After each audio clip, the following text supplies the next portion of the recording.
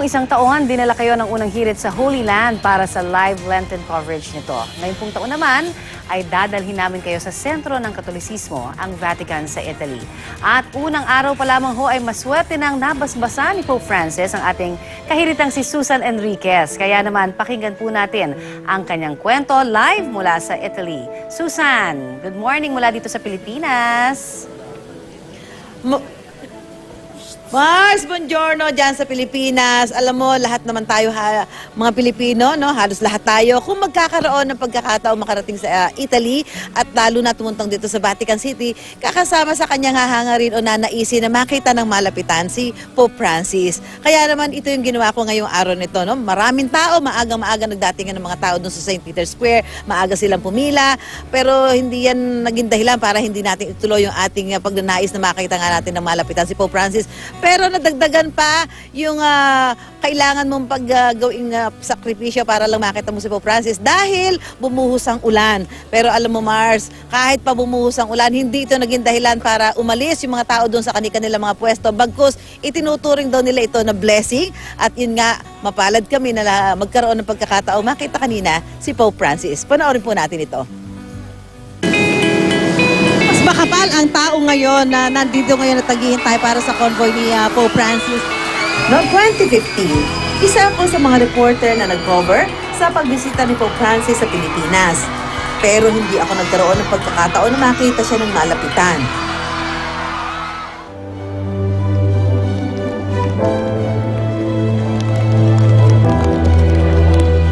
Ngayong Semana Santa, kami naman ang bumisita sa lungsod ng Vatican, ang tahanan ng Santo Papa. Tuwing Miyerkules, kapag nasa Vatican ng Santo Papa, nagkakaroon ng tinatawag na Audience with the Pope. Dito, nabibigyan ng pagkakataon ng madla na makita si Pope Francis ng malapitan at tumanggap ng papal o apostolic blessing. Naku mga kapuso, excited na ho ako. Naku sana ho, bukod sa makikita ko si Pope Francis, magkaroon talaga tayo ng pagkakataon na mas malapit siya sa atin at mabasa niya yung mensaheng galing sa ating programa sa GMA7 at syempre para ho sa ating mga Pilipino saan mang panig ng mundo. Kita niyo mo, walang tigil ho yung dating ng tao dito sa St. Peter's Square. Sa dami ng mga debotong narito mula sa iba't ibang bansa, syempre, hindi mawawala ang mga Pinoy. Hello po! Kay Susan tayo! Unang hirit! Number one, unang hirit! Bakit aga kayo pumila? Para po makaupo kami ng maayos. Hanggang magsimula ang sandaling pinakahihintay ng lahat. Nagsimula ng lumibot si Pope Francis sakay ng kanyang Pope Mobile.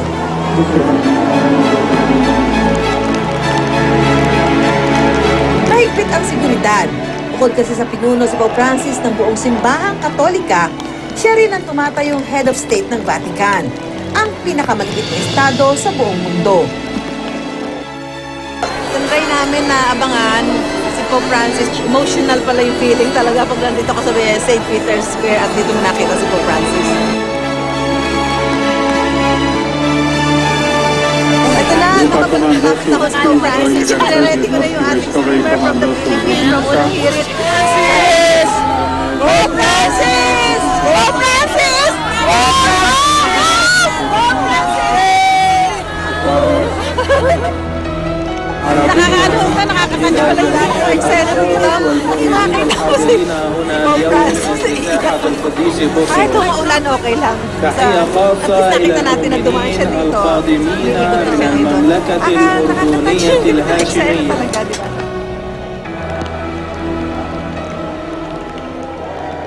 Kumawa na si Pope Francis. Ayun na po siya ngayon sa stage. Yan.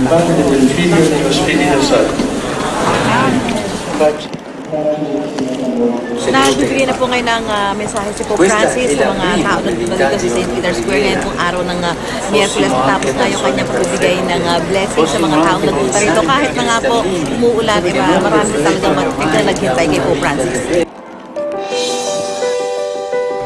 Salamat sa iyong basbas at pagpapala, Pope Francis.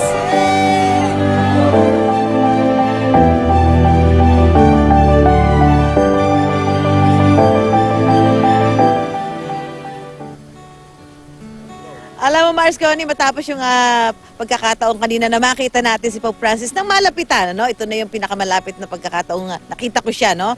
Bagamat dumalaw na nga siya sa atin sa bansang Pilipinas. Nakakatuwa talaga yung feelings, ang pakiramdam mo, blessed na blessed ka. At ganoon din naman ang naramdaman ng mga kapwa natin Pilipino na nakita ko rin kanina at nakasalumuha doon sa St. Peter's Square at nag-abang doon sa paglilibot nga ni Pope Francis. Sabi nga nila, kung hindi man sila nakalapit o hindi man sila nalapitan ng Santo Papa, ay ang feeling nila ay blessed na blessed sila doon sa pagkakataong nangyari kanina. Mars Connie? Yes, Mars, sabi mo nga, di ba, every Wednesdays nagkakaroon ng pagkakataon talagang ang publiko, no, na makita ng malapitan itong si Pope Francis. Yung nandoon ka kasi talagang dadama rin namin mula dito, no, yung talagang na-touch ka nga, talagang naiyak ka. Kwentuhan mo pa kami, yung pag-journey mo doon sa mismong araw na nandoon ka sa area na yon. Kasi alam mo, Mars Connie, umaga pa lang, siguro pumunta kami doon ng alas 7 pa lang ng umaga. Marami ng tao nakapila, no? Talagang kailangan pumila ka doon para makakuha ka ng magandang spot, no? Hanapin mo yung spot na pwedeng makita ka o kaya naman tumigil sa'yo si Pope Francis. Pero yun nga, habang naghihintay kami doon, bumuhos nga yung ulan. So parang iniisip ko, naku, baka umalis yung mga tao, no?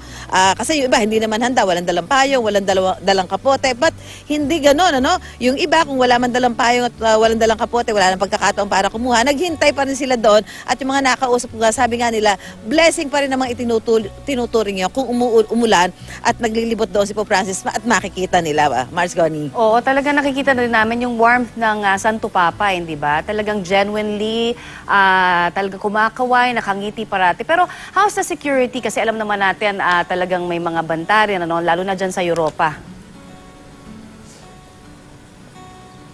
Medyo mahigpit din yung seguridad, ano? Bago ka makarating doon sa lugar kung saan pwedeng ka magkakaroon ng pagkakataon na makita mo nga itong si Pope Francis habang naglilibot.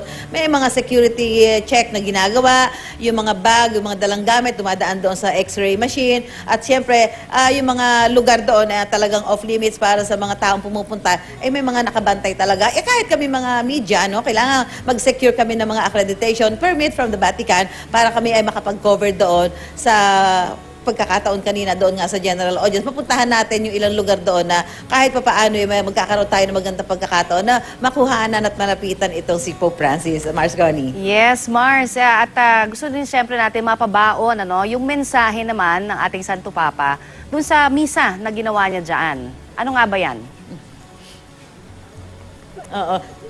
Siyempre, alam mo ng Santo Papa, pagka nagbibigay ng mensahe, ito ay lagi sa kapayapaan at pagmamahal sa bawat isa. Lalong-lalo na ngayon nalalapit ang Semana Santa, ay pinapaabot nga yung kailangan ipalaganap natin ng pagmamahalan sa isa't isa sa kabila ng mga nangyayari dito sa iba't ibang panig ng mundo. Yun naman yung laging mensahe nitong si Pope Francis. Kaya naman siya talagang mahal na mahal natin. Ayun.